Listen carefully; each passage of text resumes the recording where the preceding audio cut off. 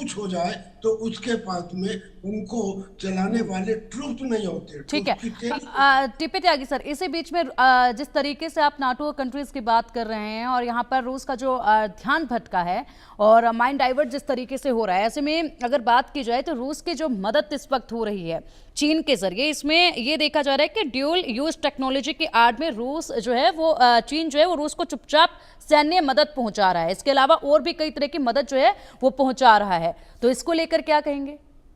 देखिए, इसके अंदर कोई शक नहीं है, बल्कि ये पकड़ा गया। चाइना ने जो जो ड्रोन है, अब करीब 5,000 ड्रोन रशिया हर महीने बना रहा है। कैसे बना पा रहा है? इसलिए कि उनका इंजन, उनके कंपोनेंट बाकायदा चाइना से रेफ्रिजरेटर के अंदर पैक होके आ रहे हैं। यानी कि ये तो अब पकड़ा गया, अब पता लगा, मगर ये काम काफी पहले से हो रहा है। जो रशिया के ड्रोन हैं उसके करीब करीब सारे कंपोनेंट, जो यानी कि उसमें ट्रांसमिशन सिस्टम भी है, नेविगेशन सिस्टम भी है, बैटरीज भी है, और जो पावर सिस्टम है वो भी है। ये सब चीजें, कंपोनेंट सारे असेंबल किए जाते हैं रशिया में, और इसीलिए रशिया करीब 5,000 नए ड्रोन हर महीने तैयार कर रहा है। तो अब एक पॉइंट ये उठता है कि डिफेंस प्रोडक्शन का जो लेवल रशिया का है वो यूक्रेन का नहीं है। हालांकि यूक्रेन ने भी बनाने शुरू किए हैं ड्रोन, पर वो लेवल के नहीं है। और फिर जब से युद्ध शुरू हुआ है तब से नेटो कंट्रीज के द्वारा हथियार देने के बावजूद यूक्रेन के पास हथियारों का और डिफेंस प्रोडक्शन का वो लेवल नहीं है जो रशिया का है। वो 250 मिसाइल, 250 मिसाइल, जिसमें किंजल मिसाइल है, इस्कंदर मिसाइल है, हर महीने प्रोड्यूस कर रहा है। तो उसकी जो खपत है उसके बराबर वो प्रोड्यूस कर रहा है, यानी उसके पास हथियारों का जखीरा कम नहीं हो रहा है। तो इसलिए वो जो 50 दिन की विंडो दी गई है, उस 50 दिन की विंडो से पहले वो उस स्थिति में यूक्रेन को लाकर खड़ा कर देना चाहता है कि यूक्रेन पीस टॉक्स के लिए एग्री कर दे या सरेंडर करने के लिए एग्री कर दे। और मैं तो समझता हूँ कि ये जो बड़े देश हैं, इनके अपने इंटरेस्ट केवल हथियारों को बेचने के होते हैं और ज्यादा नहीं होते। ठीक है, बहुत मुमकिन है। बिल्कुल बिल्कुल सर, इसी पर एक और सवाल रहेगा, लेकिन पहले एक महत्वपूर्ण जानकारी सामने आ रही है, उसका रुख कर लेते हैं। रूस ने यूक्रेन पर भीषण हमला किया, तो यूक्रेनी ड्रोन, सैन्य डिपो पर हवाई हमला ये किया गया है। यूक्रेन के कई इलाकों में बड़े हमले हुए हैं। रूसी सेना का जबरदस्त एक्शन देखा गया है। यूक्रेन के 2 शहरों पर रूस का कब्जा बताया जा रहा है। यूक्रेन के 2 शहरों पर रूस का कब्जा बताया जा रहा है और लगातार रूसी सेना यहाँ पर जबरदस्त एक्शन में नजर आ रही है। और अजय, अगर बात की जाए तो जिस तरीके से यहाँ पर रूस की तरफ से अटैक किए जा रहे हैं, दावा ये किया जा रहा है कि रूस ने यहाँ पर 2 और शहरों पर कब्जा कर लिया है। दूसरी तरफ यूक्रेन जो है वो कुछ अलग ही दावे कर रहा है।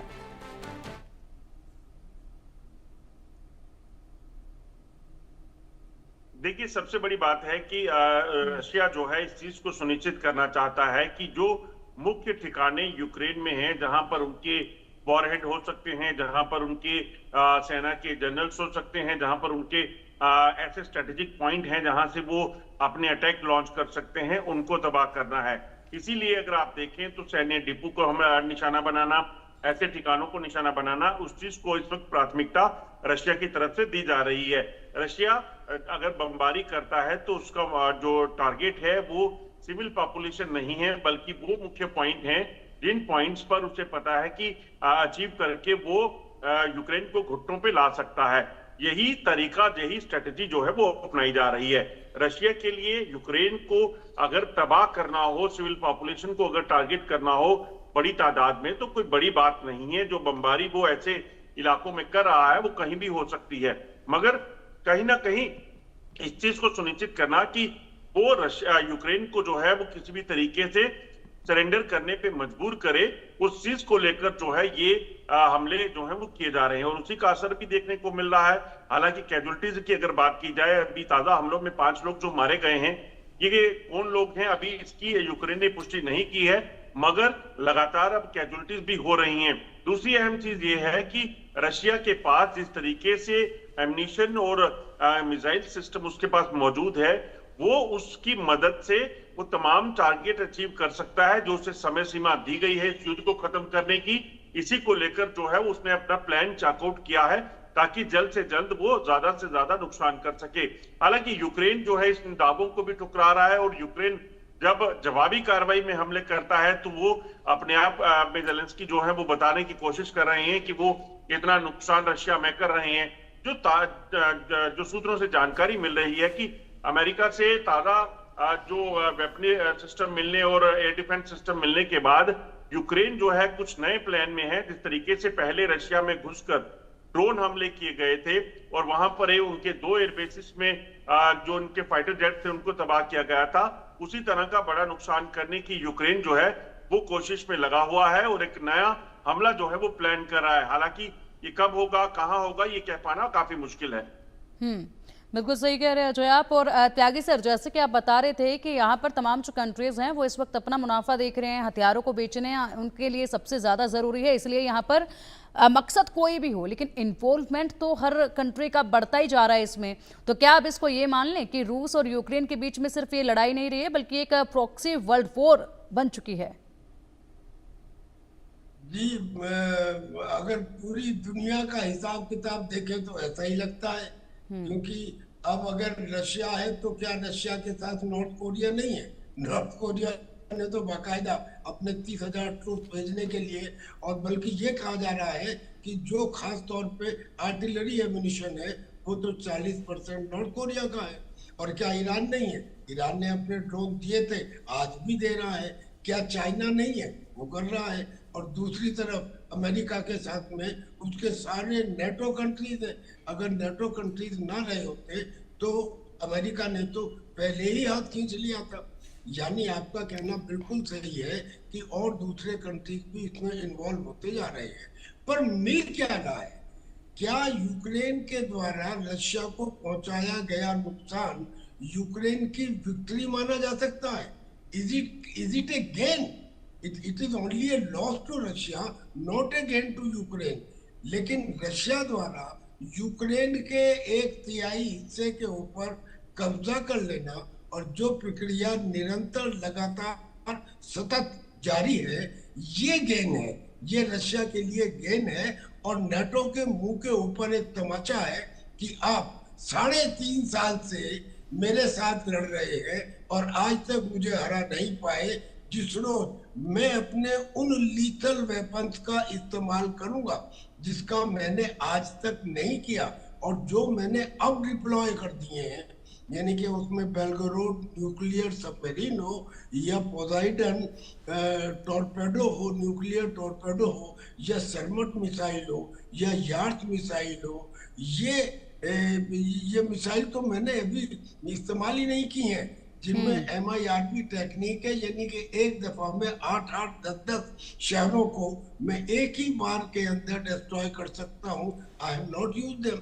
और सैनिक मिसाइल को मैंने सिर्फ एक मामूली सा टेस्ट दिखाया था और आपको पूरी नेटो कंट्रीज को उन्होंने चैलेंज किया था कि आप मुझे कोई जगह बता दें और दुनिया भर के सारे एयर डिफेंस सिस्टम लगा ले, मैं वहाँ और सैनिक मिसाइल से हमला करता हूँ जो 4000 डिग्री सेंटीग्रेड का टेम्परेचर पैदा कर देती है, कोई उसे रोक के दिखा दे। नेटो ने तो ये चैलेंज नहीं लिया और इसीलिए जो नेटो कंट्रीज है वो तो डर में है जी। वो जो तैयारी कर रहे हैं वो अटैक करने के लिए नहीं, वो तो डर में तैयारी कर रहे हैं कि कहीं घुस ना जाए।